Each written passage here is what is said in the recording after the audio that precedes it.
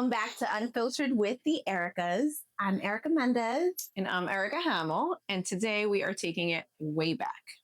We're taking it back to before lips and drips, before motherhood, and before all of the chaos.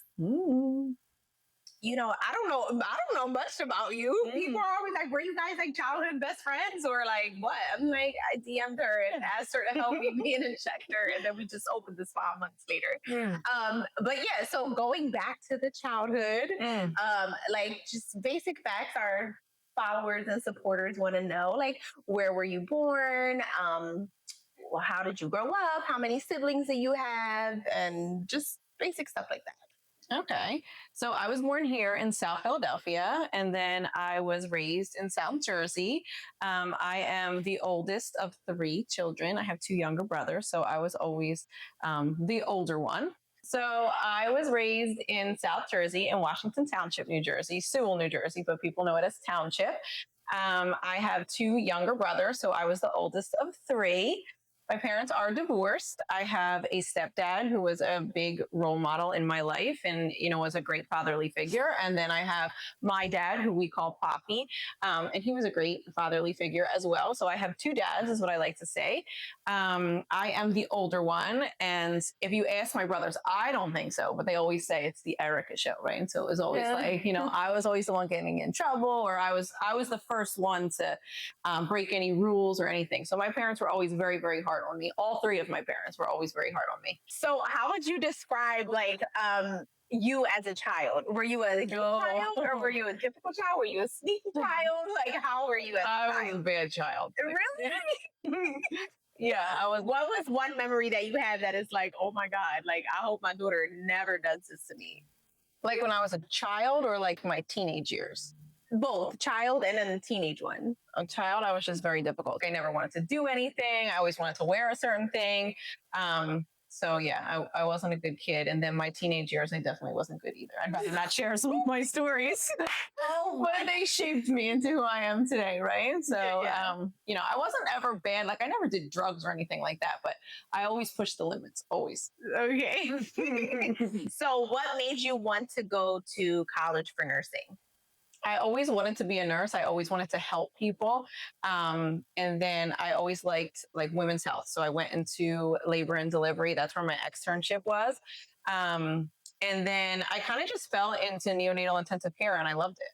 And that's what I did for 10 years. I was a neonatal intensive care unit nurse. There's no nurses really in my family. I'm the first one that, not that I'm a doctor or went to medical school, but I'm the first one that, you know, is in the medical professional world. So I'm the first one that is a nurse. And then Dakota says she wants to follow my footsteps. So really? I'm proud of that. That's so nice to have like your daughter look up to you. So another question I have for you is, if you had another chance to do it over, would you? And if you wouldn't, like what would you choose other than being a nurse? So I'm a big believer in everything happens for a reason. So I wouldn't go back and change anything. Like I'm really happy where I landed in the nursing world here. If I had to go back, I mean, I love all the experience that I got in the NICU, but if I had to go back, probably after like 5 years, I would have gone back and gotten my nurse practitioner degree for sure. Okay, so for you, you've shared a little bit of your story and your background with me, but so are you the oldest, the youngest? So I'm the oldest daughter, the oldest female, because I do have an older brother. His name is Eddie. That's the tattoo that I have here. He was born July 22nd, 1991. So we're like a year and a half apart. I was in 92. He passed away on a motorcycle accident about 3 years ago in 2022. So it's my brother Eddie, then it's me, then it's my brother Justin. I have 3 brothers and 3 sisters, but it's like different baby daddy, baby mama stuff. So it's not all from the same mom and dad, but I do consider them my siblings. I love them very much. It's Eddie, myself, Mariah, Asia, Mia, Justin, and Andrew. That's not in the order that we are, but yeah, I have 3 brothers and 3 sisters. I do have nieces and nephews. I have 2 nephews from my little sister, Asia. And then I have 2 nieces and a nephew from my brother, Eddie. That's a lot. That's a lot. You got a lot going on over there. Yeah. And then I grew up with my mom and my stepfather, Johnny. Johnny raised me. He did a great job. I love him very much. I do have a father, obviously, but I didn't really grow up with him. And how would you say, did you grow up around here? Where did you grow up? Oh, I grew up in the Juniata section of Philadelphia. It's like Bridesburg area. Like, it was nice back in the day. Now it's not. Okay. So, like, describe your upbringing. Like, where did you go to school? So, my upbringing is very. So, see, my mom she tried really, really hard. She had me when she was 19. She had 2 babies. My brother when she was 17 and myself when she was 19. I feel like she was the best mother that she can possibly be. My mom had a really, really tough upbringing. So I feel like I'm very understanding of how she parented us and, raised us. So I really don't hold anything against her because, her upbringing, she was raised in foster care most of her life and stuff like that. And she, her mom and dad, it was rough. She met my dad, had me and my brother. Her and my dad split up. He had another baby. So, that was drama there. So my mom met my stepdad when I was 6 years old. My mom was a little wild. She was in the streets fighting and stuff like that. But she was always a good mom to me and my brother. Like, we always had what we needed to have. We were in Catholic school. I don't know how she was getting the money for Catholic. But we was at Catholic school most of our lives. We always had like the latest like clothes and phones and stuff like that. We always had food on the table. So my mom always like worked. She was a Coca-Cola truck driver at one point. She worked for Hershey's Chips. She used to bring all these chips home. Wait, my brother used to work for Hershey's Chips. Really? Yeah. I think I was like 10 years old. I remember like maybe this was more recent. 10 years old. That's like where he got his start. Yeah, they used to do like nice like family like days and stuff like that in the summer. And she would take us. We would drive like 2 hours away, and it would be fun. So yeah, she always like had a job, and then she worked for the mayor's office for a long time. And then when I was like 16 or 17, things kind of took a turn. My mom divorced my stepdad. Did you say that you got your work ethic from your mom? Like, it sounds like. I feel like yes. I feel like I did get my work ethic from my mom because I always saw her like, making money and doing her thing. So yeah, of course, I feel like I get my work ethic from her. I was not really around other people. So yeah, I definitely get my work ethic from her. I feel like I get my work ethic from my mom as well. She didn't get to go to college, so she didn't like have she doesn't have a college education or anything, but she always like hustled and made sure she had, some kind of job to provide money for us. My mom too. I think she got a GED. She didn't even go to college. But yeah, that was my mom. And then at 6 years old, my mom and my stepdad got a divorce. So things got a little crazy. I ran away at 17. I ran away to my grandpa's house. And I stood with my grandfather for 2 years, 11th and 12th grade. And then I went to college. I went to East Stroudsburg University in the Poconos. I took up music. I had a full ride there. So I got a degree in opera-focused music. My grandfather was a real big part of my upbringing as well. My grandfather was the successful one of the family. Everybody else was ghetto or I remember that's the grandfather that I met at our opening, and he was like so proud of you. He talks about was an opera singer. He used to put me on like everywhere. Like she sang for, and he was telling me the national anthems and everything. I was like, really? I'll have to ask her to sing for me. I know. Oh, my grandpa just passed away. April 5th. I believe. He was a real big part of all of our journeys in our family because I feel like the family, we weren't really, they didn't go to college. They didn't have like great jobs or anything like that. So once my mom like rekindled her relationship with my grandfather, I feel like he kind of tried to make it up or maybe not, but he just genuinely liked to have his grandchildren around. He would make sure all of his grandchildren, he would take us to haunted houses every Halloween together. And my grandfather was handicapped. He had a stroke when he was 25. So he was paralyzed from his whole left side, I believe it was. So he would like limp and he would have all these kids with him. Like he didn't give it, he's so drove and everything. But he would take us every Halloween. All the grandchildren would be like 10, like 20 people. And every summer we would go to Wildwood. I remember that. He would take all of us to Wildwood. That was probably the only time that most of my cousins like got out of the neighborhood. But yeah, he made sure that we were going to be something in life. Like every single one of his grandchildren, he was like, come on, you want to stay down here or you want to be successful? So he will always like be in our ears. He will always look for like scholarships and stuff like that for us so that we can like go to college and stuff like that. So my grandfather, my mom. I want to say that nursing was never like my dream. I never even thought about being a nurse. I don't even know how.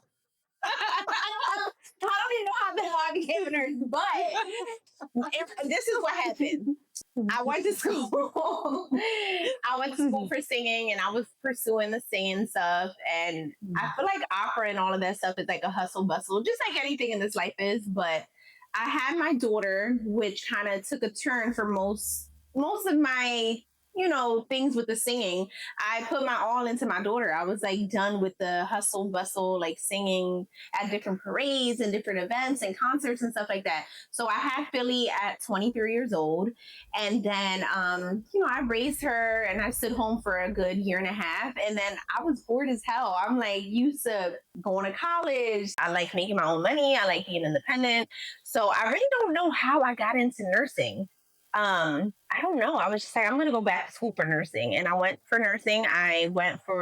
It was an advanced 12-month program or something like that. And yeah, that's what I did. And I'm so glad I did it because there's so much potential in nursing. Yeah, I think that's what made me choose nursing because I didn't know exactly what I wanted to do in the nursing field, but I knew there was so many different avenues that you can take. Originally, I wanted to go back for CRNA school. Oh my God. Yeah, I did too, just because it was difficult and I like to do difficult things. But when I was in nursing school, I used to say, I'm going to do CRNA. And then I had to do the ICU. And apparently I didn't know what the hell I was doing up there. So I was like, it's too much thinking and too much. Yeah. But I'm glad we got into the aesthetic industry for sure. Yeah. And we got into it at the right time. Yeah. The only thing, if I had to go back and change something about my profession or career choice, I feel like I would have went straight into nursing like ASAP.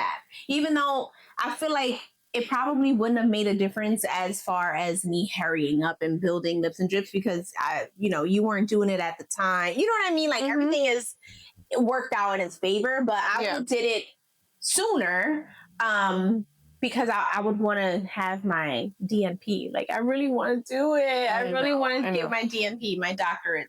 I don't think I can go that far. Yes, you're going to do it. You're going to do it. You're my business partner. I'm just going to really cheer you on, No. But I think nurse practitioner is my ultimate goal. But I would love for you to get that DNP. So what's the difference? Is like an extra year and a half, maybe? When I'm telling you, I said like a Hail Mary after the NCLEX test, and then I said I'll never take one of these tests again. I know, I was just I was like, well, this is enough. The NCLEX test, you passed it, you're good. But I also feel like I'm in a much different place in my life now. Like I would take school a little bit more serious. I would take studying a little bit more serious. So I know I can get I could be a nurse practitioner if I really put my mind to it. So that's one of my goals. Maybe you can convince me to do the DNP, but right now it's nurse practitioner.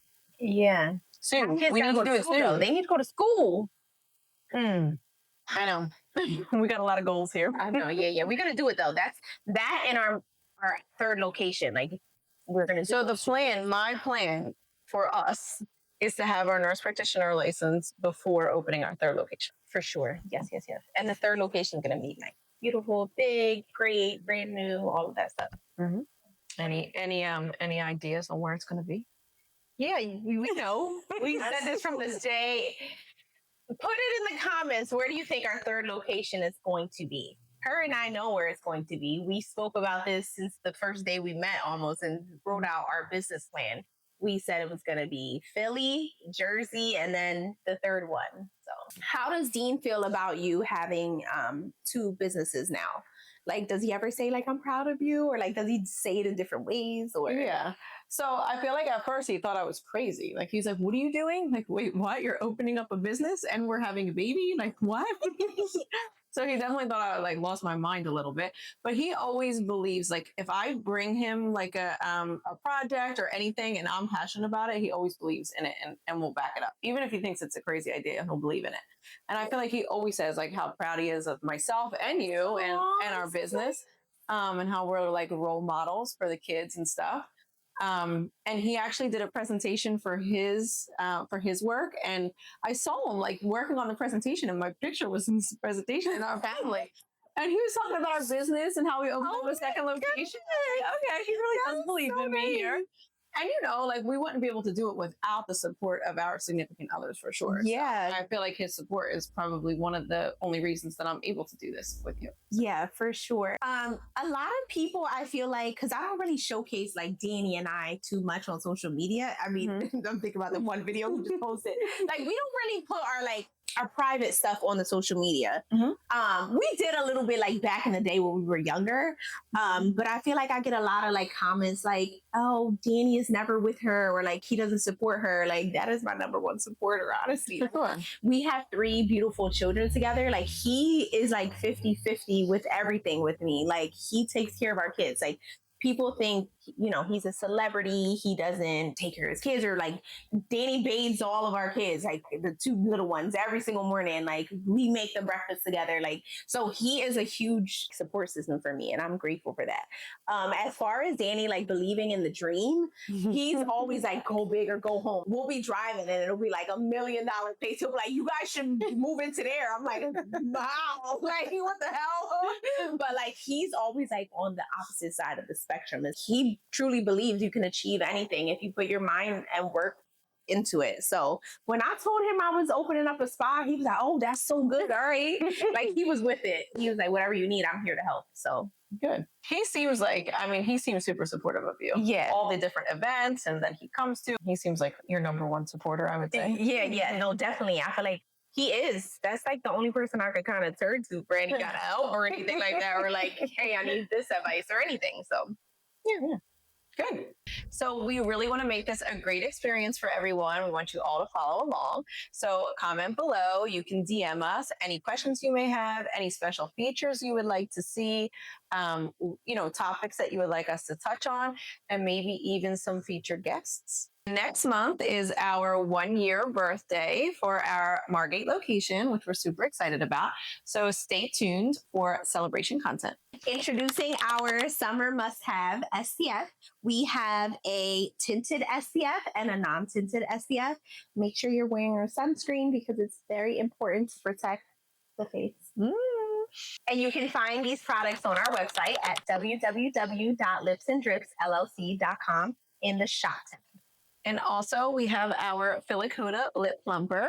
If you're not able to come in and get your lip filler, you can get by with using some of the plumper. And then we also have our lip glaze. This has an SPF in it. So it's great for if you're going to the beach or if you're going out in the sun to protect your lips. Thank you guys for tuning in. And we'll see you on our next episode of Unfiltered with the Ericas. Bye.